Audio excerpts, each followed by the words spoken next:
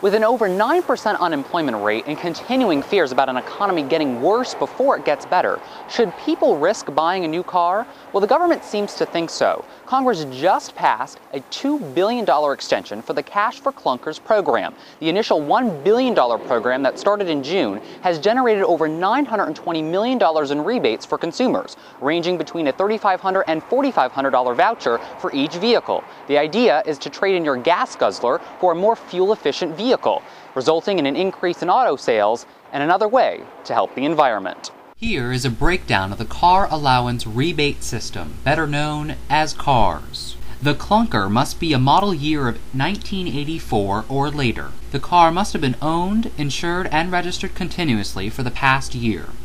The new model must cost under $45,000. To receive a $4,500 voucher, the new car must be at least 10 miles per gallon better than the trade-in car, 5 miles per gallon for sport utility vehicles, including crossovers, and 2 miles per gallon for full-size pickups.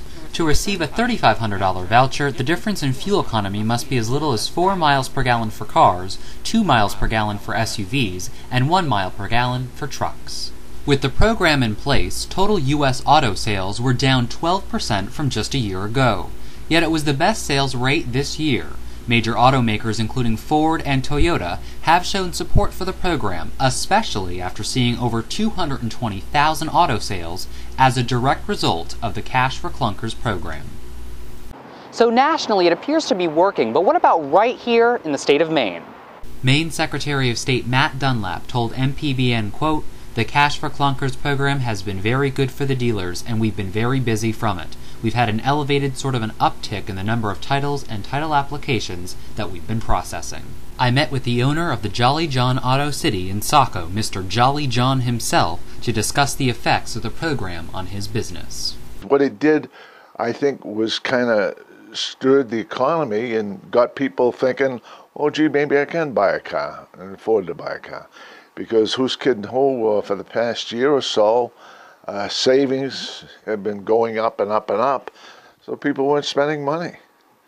So now this gives them a reason to go out and take a look and see if there's anything real good in the marketplace. According to the USA Today, quote, "The popular Cash for Clunkers program requires that all old fuel guzzlers traded in are scrapped, not resold."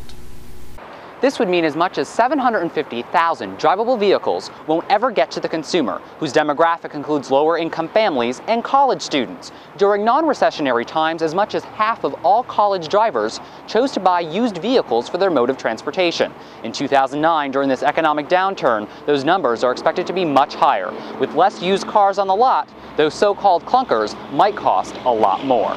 With a clunker situation, you've eliminated about 750,000 cars that would normally retail for $7,000 to $10,000. So those cars are gone right out of the marketplace, never to return. It automatically drives the price of cars up. Cash for Clunkers is expected to be paid for through the month of September. For more information, visit cars.gov. Reporting for UWIRE, I'm Justin Chenette.